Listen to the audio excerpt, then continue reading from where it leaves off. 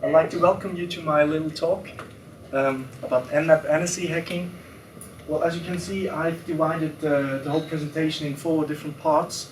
Well, at least the basic technical part is divided in two parts. First of all, I'd like to present you how the NSE scripting engine is working and how you are able to develop your own scripts.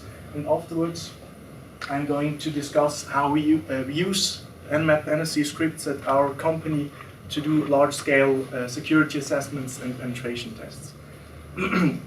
Now, a friend of mine, which is attending today in this room, told me 2 days ago that he thinks Nmap talks are pretty boring. So welcome to my boring talk. Well, who am I? My name is Marc Ruef. I am co-owner of a Swiss company based in Zurich.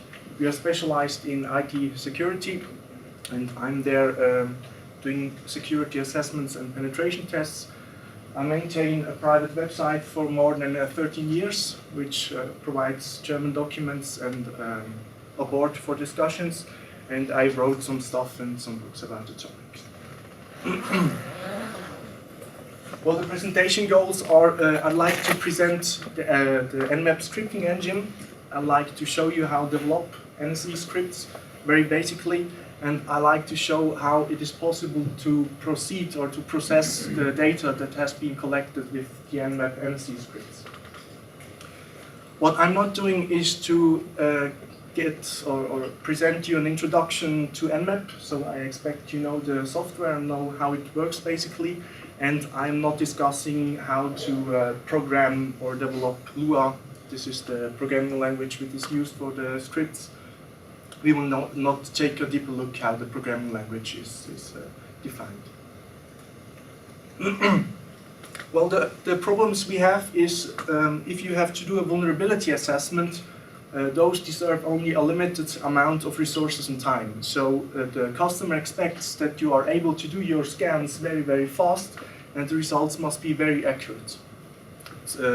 Especially if you have to do a large-scale scan of very large networks, you have to collect many data, which is usually not very important for further exploitation, but it's the basic information you need to do a target-oriented exploitation. And this is why we use NSE at our company to automate things as far as possible. NSE stands for Nmap Scripting Engine, which is a very modular system within Nmap that lets you run your own scripts, and those are based on Lua, which is a very simple programming language. If you are familiar with PHP or with C programming, I think you take 1 or 2 hours to get into this programming language. Those scripts, those NSE scripts, are located at a specific folder on your host, which you are running Nmap. It doesn't really matter if you're running it on Unix, Linux, or Windows. It's just a scripts folder, and every script in there will be run if you start a script scan. What does NSE? NSE scripts are executed conditionally. You can divide between port-based scripts and host-based scripts. This means a host-based script is run whenever a specific condition for a specific host is met. For example, you can say if the target host is running Windows as operating system because of your OS fingerprint, you can run all scripts that depends on this information.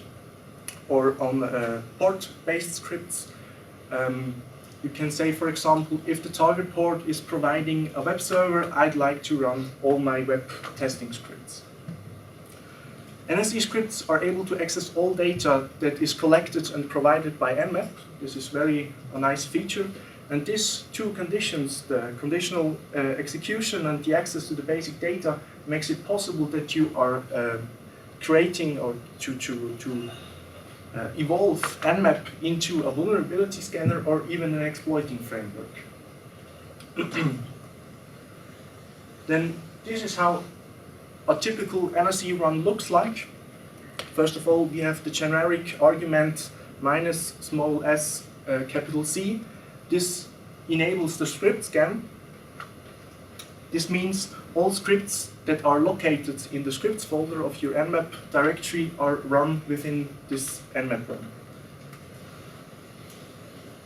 Then the port results are pretty the same, but they are enhanced. In this case, on port 80, there is an HTTP server detected, and a script with the name HTML-title is run. You can see here the script name, because this script has found something it would like to report. First, there's the script name, and then afterwards is the result of the script. In this case, the HTML title script informs you about the title, the HTML title of the site that has been collected on the web server. If you are familiar with vulnerability scanning and did a lot of testing, you can see because of this output that the target web server perhaps doesn't really provide an HTML file with a real title. Perhaps directory listing is enabled, and because of the structure of the HTML title, you might suspect that this is an Apache web server, for example. So NSE scripts are pretty cool, and I like to show you a very simple script. I call it a port scan script because it only depends on a very simple port scan. We'd like to use the result of a port scan and process this data to generate a more detailed report or more detailed result. As you will see, this looks like this. In this case, we use a script to define one single script we would like to run. In this case, it's HTTP detection, and we are targeting the host target.skip.ch and only the ports 18 and 81. And here we go, here's the result of this script. There's once again the title of the script, the name of the script, and the output. As you can see, we inform the user of the Nmap scan, hey, there is a web server running on port 80. How does this script work? It's using a port rule to define, hey, you have to run every time if port 80 is identified as open. You preserve this information and generate the output. It is a very, very simple script. I think the most simple script you're able to write. First of all, you have to define the port rule, which says when this script has to be executed. In this case, it has to be executed if port 80 is open, if HTTP is detected as service, and if it's running on TCP. If this port rule is true, if this function returns the value true, then the action function is executed, and in this case we return a simple string which does include the port number which we are referring to. So what is the benefit of the script? There's no real benefit because it doesn't provide you more information than the basic Nmap Run before, but it displays you that it's very easy to access the data that has been collected by Nmap. I'd like to show you a more sophisticated script. It uses version fingerprinting, a version fingerprinting scan, uses this data and tries to provide information like we know it from vulnerability scanner. This is a very, very simplistic version of a vulscan script I've posted on the Nmap developers mailing list. And it's very simplistic, but it does basically the same. This is the result. Once again, we use the scripts argument to run our script, but we enable the version detection with the common argument.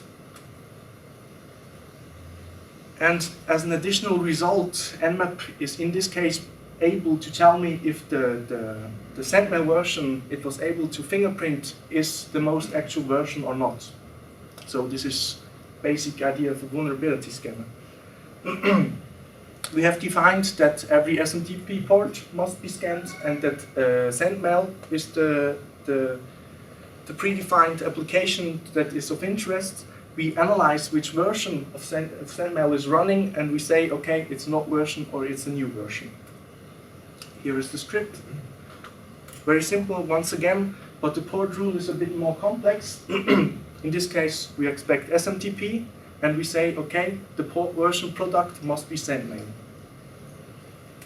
Afterwards, we're using regular expressions to identify the version number of sendmail, and if it's 8.14, then it's an actual version, and if not, it's not an actual version.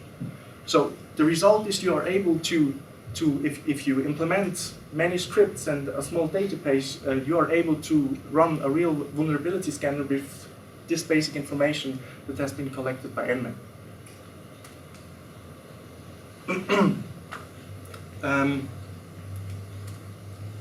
This is the result or the output that the script generates that I have posted on the Nmap mailing list.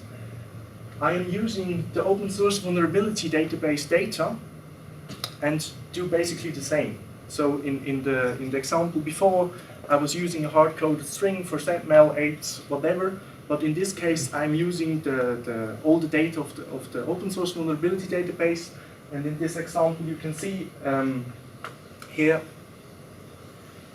this is the OS VDB ID and the name of the vulnerability that is suspected on this specific port. So it's a very simple script that is able to do basic vulnerability scanning. And the last script I would like to show you is an exploit script. It tries to exploit a specific vulnerability.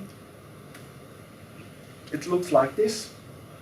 As you can see, on port 80 there is another web server open, and it was possible to download the password file.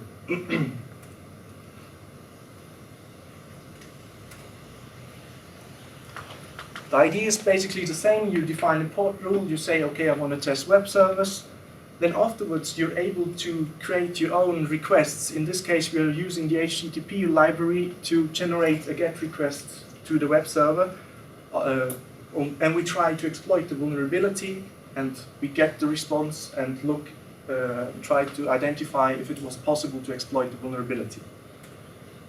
The script looks like this. There's another complex port rule. We use port 80 or 443. The service might be HTTP or HTTPS, and it's running on TCP. Here we send the HTTP GET request. It's a very simple request because we are using the built-in library of the NSE. Then we use regular expressions or pattern matching in this case to verify if the response, let's indicate if the exploiting was possible, and we return the result. In this case, we were using the library for HTTP. There are many different libraries available for application protocols, but you're also able to generate your own packets. So it's really possible to enhance the whole Nmap to do what you really expect. Okay, this was the basic introduction to NSE and how NSE scripts work. Now I would like to discuss or to show you how we are using this kind of NSE development to do professional testing. And professional testing for us usually is defined, we need results that can be given to the customer, so we need to prepare data for further processing. We like to parse the data, we like to hand out spreadsheets, or we like to use the data in a database so we can handle all the data. It is very important for us to get access to the dedicated fields, so I don't like if there is different data summarized in one field, and we want to have as much data as possible. As data sources, we use the Nmap API.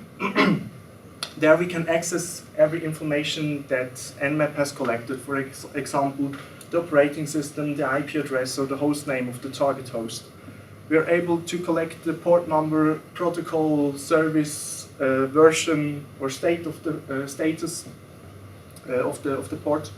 And we have created an additional skip-up wrapper, we call it, which is collecting additional details about our scripts, which try to collect as many data as possible.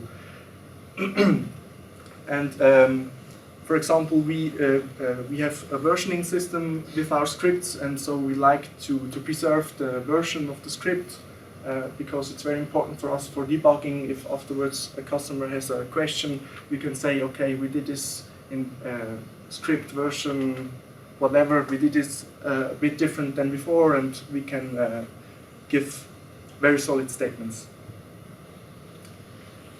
The idea of the wrapper is to create a general convention for the script output. We'd like to see that every script provides the data with the same structure because we'd like to parse it into our database.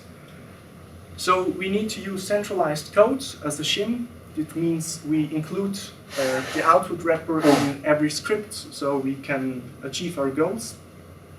And the result of the whole scanning is an XML result file which includes all the data we have collected. This is the shim implementation, a very, very simplified version. As you can see, we have some global constants we are using to define the accuracy of findings. I will lose some words afterwards. And there is the basic function which expects some arguments, and we send the results back in a well-defined structure.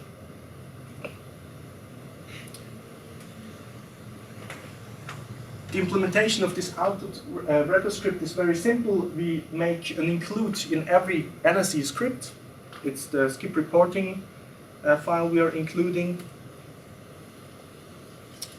This is the same script, the second script I've shown you with the sendmail, but instead of writing the output directly to the console, we are writing the output into a local variable and push this data to our function. As you can see, for example, we have introduced here the version variable, so we know every time in every result which version of a script has prepared the results, and we are, in this case or in every case, submitting the current time of the script execution, so we can say exactly, okay, this script has generated this result at a specific time, which is very interesting. If you have large-scale scans, you can give very interesting statistical analysis what kind of vulnerabilities you have found in which time frames. Then if Nmap generates the XML report, we like to parse this XML file into our database. For us, it's not just a database, it's more an expert system. We push all the data in there, and afterwards different people are able to maintain and monitor the results. This makes it possible that you have people collecting data with the Nmap scanners at the customer side, come back, parse this data into the database, and different analysts are able to handle the data that has been collected. And the expert system gives you suggestions. For example, this might be a false positive, or you might have to verify this with some additional tests or whatever. Then I have to say the XML output of Nmap is very, very solid. It's usually valid and flawless, unlike the Qualys XML output we have made for a customer.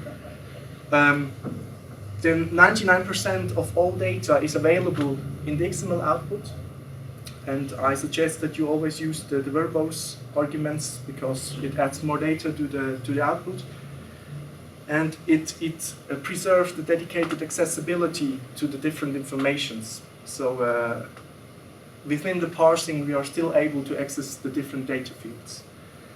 The only the only problem is the aborted scans produce broken XML, and they are not parsable so easy. You have to fix them and to make them working again. This is especially a problem if you have very large scans, very large UDP scans, which takes several hours, and you have to abort them because you're running out of time or because there is a problem. Then you have broken XML files and you run into a different problem. I don't know if you can read this. This is just a simple XML example. I just want to display you that the basic data of the scan is included in the XML file. This means when was the scan started, what were the arguments of the Nmap script. Then you have basic host information, what was the target host name, what was the target IP address, stuff like that. And then you have the output of the port scan itself and of the script scanning. And this is what we're really interested in because it makes, it helps us.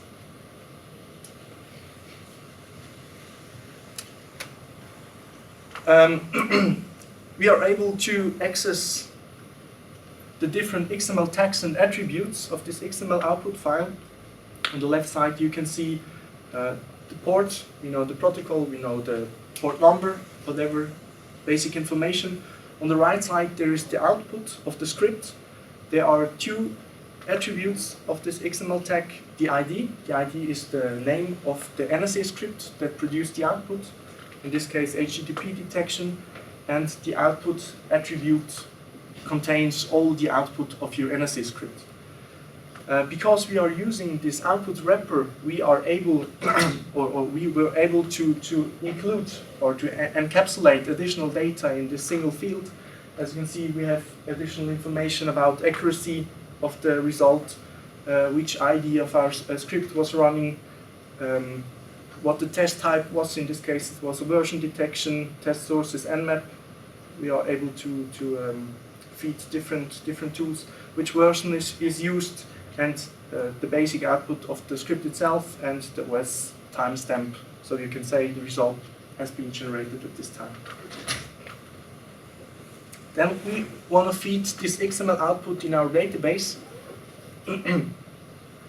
We take this XML output and put it in a table which we call findings, which is connected to many tables, but those three are the main tables. On the left side, it's the host table. We feed in there the basic information about the host, and we link the finding to the SEC issues. A SEC issue, for us, it contains the data information about the vulnerability that has been found with the NSE script. So we are not including a description of a vulnerability in the NSE script, we are linking it with the database. So because it's much easier to maintain descriptions in a database than in different NSE scripting files. This is a simple or an overview of the TBL SEC issues. We include as many information as possible. There's a description, there is severity, there is a step-to-step guide on how to exploit the vulnerability. There are countermeasures linked. We have attached SEC issues to different families. We even have a parent issue. For example, if we find a vulnerability, we can say this vulnerability can only exist if another vulnerability, another underlying vulnerability, a parent vulnerability, existed before. This is interesting because as a result you might generate a tree which shows you, okay, this vulnerability has many dependencies and another one is more a core vulnerability of the whole system. And there are additional information like CVE or open source vulnerability database IDs. Then we import the hosts. As I said before, there is the information we have collected with Nmap2, IP address, host name, whatever. We add information like the owner or the purpose of a host, which is very interesting if you have large-scale scan. Most customers don't really know what their systems are doing, and if you document this kind of information, many customers are very happy. And the third table is the cross table, the important findings which came out of the NSE scripts. Those include, once again, which port, severity, the name of the script, the version of the script, and so on. If we feed this into the database, it looks like a relational database. We can make some lookups. And this is, of course, great because you have all the data collected in a database.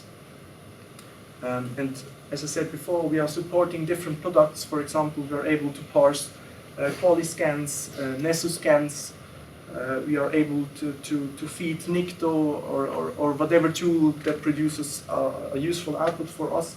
So for us, it doesn't really matter that the person that is maintaining the information we have collected doesn't really care where this information came from. So you really can have two different teams, a team that is collecting data and a team that is maintaining the results. And because we are database driven, it's very, very easy to generate reports, an Excel report. Most customers like this because they can filter and sort the stuff like they want. And of course we can do traditional reports, Word documents and PDF documents, which include all the data we have collected.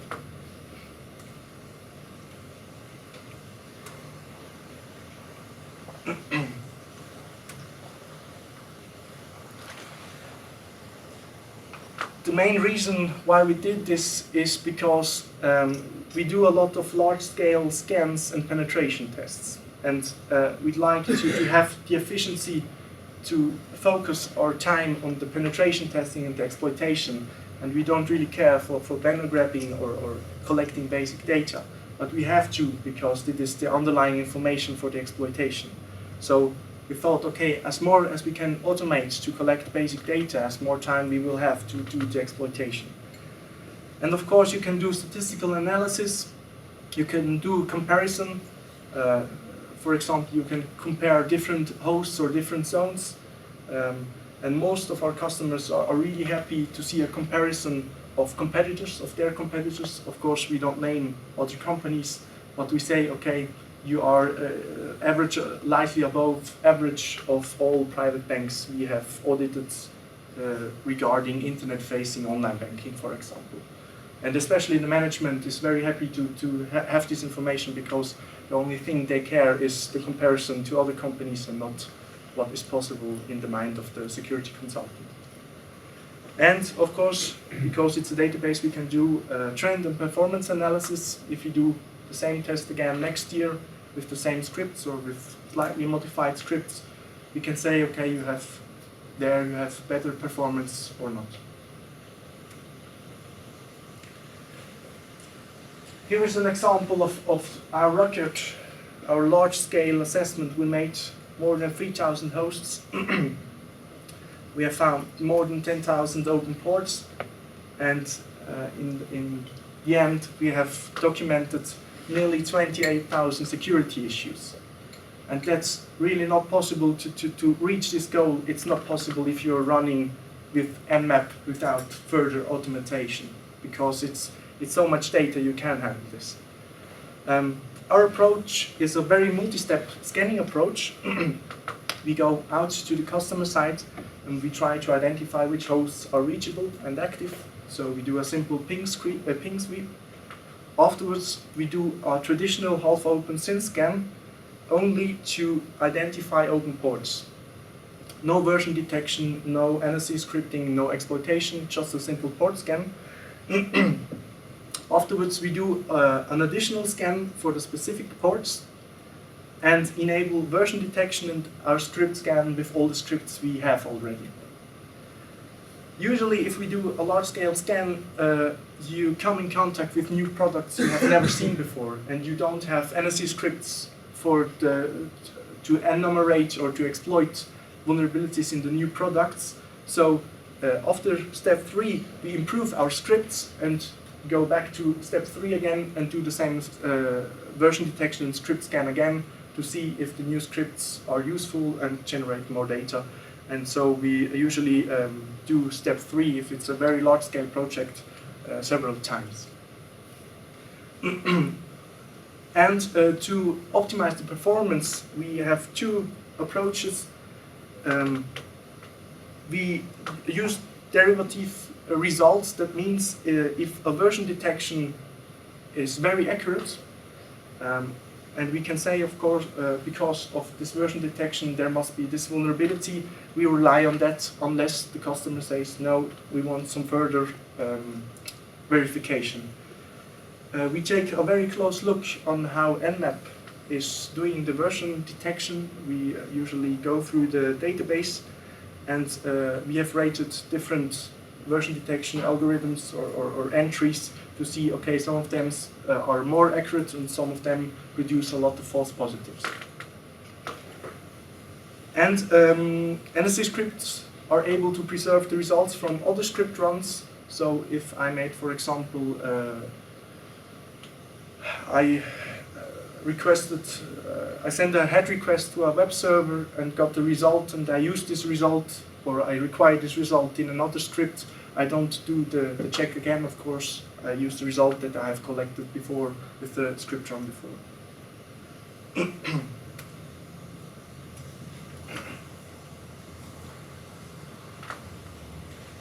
So the summary is not that interesting. NSE is, I think, a very important part of Nmap. Not that many people use it right now. Most have heard of it, but whenever I talk with people, they haven't had the time to take a deeper look at it. I think it's a very mighty tool. I'd like to say that NSE or Nmap and NSE is doing what Nessus and Nuzzle wasn't possible to do the last 10 years. For example, Nuzzle scripts are combining data and logic, and I don't like that. In our case, we have the logic in the NSE scripts and the data in the database, so I'm very happy with it. If you use the output in XML output, you can use a wrapper to produce really customized and normalized output, and multi-stepping and derivative plugins improve the performance very, very highly. So I'm not Steve Jobs, but one more thing. Why we do choose Nmap, we have had a very large discussion if we want to rely on Nmap. And I usually don't like to rely on other projects, because if there is a change or the project dies, your project might die too. And this dependency I don't really like. But Nmap is a really great project from clever people. I'd like to thank for the effort they put in there for more than 10 years. And all the people on the mailing list which help to improve Nmap and the NSE scripts. Nmap is very stable, and the development is very frequently approached. So we really like Nmap. And after this talk, we are going to release, of course, these slides, which is no surprise. But we will release our top 10 vulnerability NSE scripts. You can throw them in your scripts folder and do something like the OWASP top 10 scan. And we will release a basic Ruby parser, which is able to parse the XML to CSV files, so you can put them into Excel sheet. And especially if you have large scale scans, you can handle a lot of data much easier than with the basic output. And we will release it in the next few days or week. It depends on how much work we have in our projects on our website. Yeah. There are different resources on the internet. NSE is very well documented, and I suggest or encourage everyone to take a deeper look. I think this is a very, very good thing. And if you have any questions, I'd like to answer them.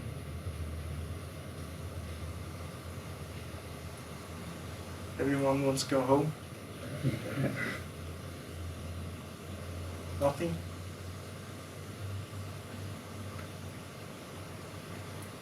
Thanks, Mark.